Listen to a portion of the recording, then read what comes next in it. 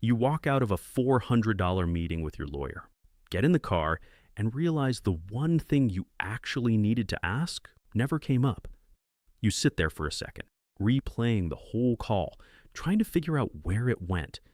It wasn't dramatic. Nobody interrupted you. The conversation just kept moving, one update leading to the next.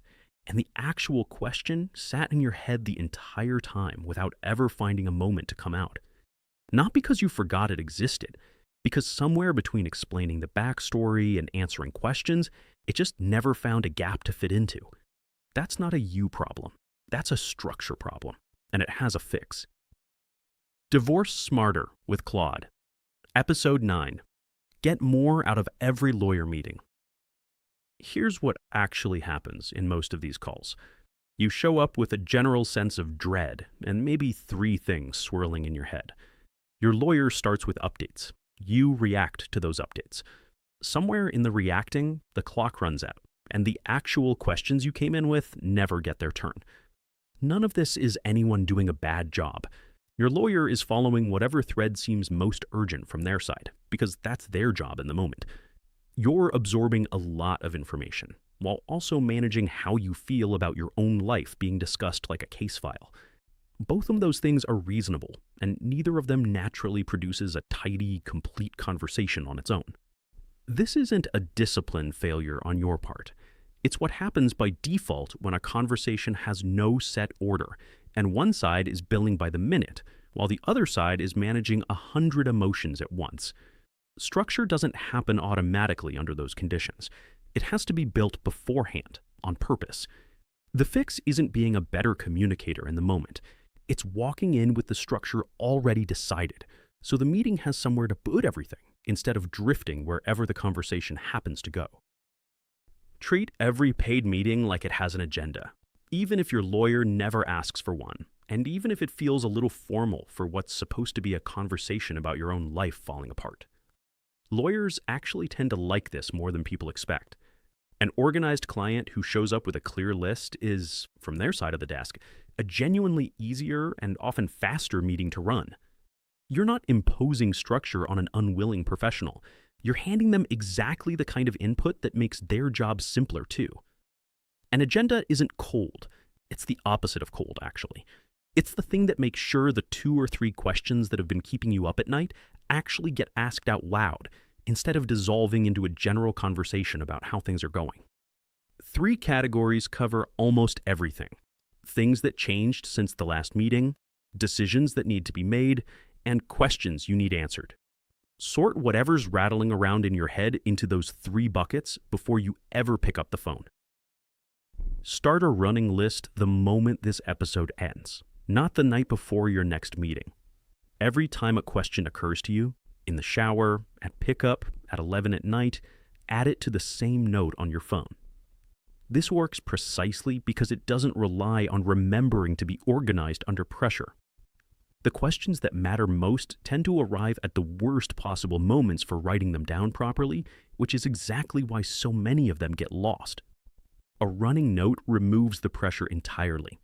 You're not composing anything in the moment, just capturing it before it disappears. By the time the meeting rolls around, you're not trying to remember 3 weeks of scattered thoughts from memory under pressure. You're just pulling up a list that's already been building itself in the background the whole time behind the scenes. Alongside that list, gather anything that's actually changed. New documents, using the system from episode 3. New emails from the other side, translated using episode 5's method. Any decision you're aware is coming up. All of it becomes raw material for the agenda. A running list built over 3 weeks is honest but messy. Some entries are half a sentence. Some are duplicates. Some questions you've technically already had answered in an email you forgot about. Sorting that by hand the night before, tired, isn't a great use of the time you have left. Claude is useful here for exactly that sorting problem, taking a messy, chronological list of notes and turning it into a short, prioritized agenda organized by the 3 categories, ready to bring into the meeting or send ahead of time. It's also useful for catching the duplicate you didn't notice. When the same underlying worry shows up 3 times across 3 weeks, phrased slightly differently each time, That's a strong signal about what actually matters to you right now. Seeing it collapsed into one clear item instead of three scattered ones tends to be genuinely clarifying on its own. Use this the day before any paid meeting or call with your lawyer. I have an upcoming meeting with my divorce lawyer. I'm going to paste a rough, messy list of notes and questions I've collected over the past few weeks. Organize them into a short agenda with 3 sections: what's changed since our last conversation, decisions that need to be made, and questions I need answered. Remove duplicates and combine anything related. Keep it as short as possible while covering everything important. Paste your running list underneath, exactly as messy as it actually is. If a lot has happened since your last meeting, disclosure landed, an email came in, something shifted, this one builds the update your lawyer actually needs to hear first. I need to give my lawyer a brief update on what's happened since our last meeting before we get into anything else. I'm going to paste some rough notes about recent developments. Turn this into a tight chronological summary, a few sentences per development, that I can either read from or send ahead of time so the meeting doesn't start from zero. A lawyer who already has this in writing beforehand spends the meeting answering your questions instead of getting caught up. That's a meaningfully different and cheaper use of paid time.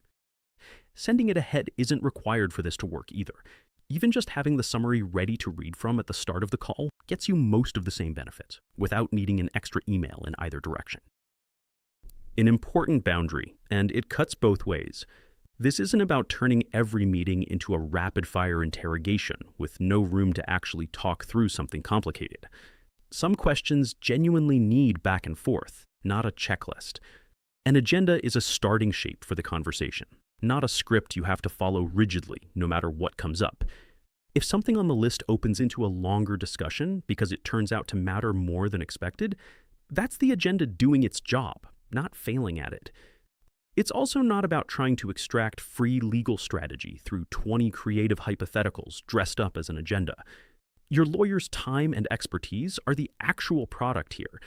An agenda respects that time. It isn't a way to sneak past paying for it. An important boundary, and it cuts both ways. This isn't about turning every meeting into a rapid-fire interrogation with no room to actually talk through something complicated. Some questions genuinely need back and forth, not a checklist. An agenda is a starting shape for the conversation, not a script you have to follow rigidly no matter what comes up. If something on the list opens into a longer discussion because it turns out to matter more than expected, that's the agenda doing its job, not failing at it. It's also not about trying to extract free legal strategy through 20 creative hypotheticals dressed up as an agenda. Your lawyer's time and expertise are the actual product here. An agenda respects that time.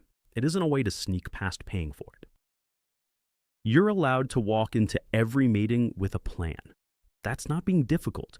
That's making sure the money you're spending actually buys you the answers you came for. One step at a time. See you in the next one.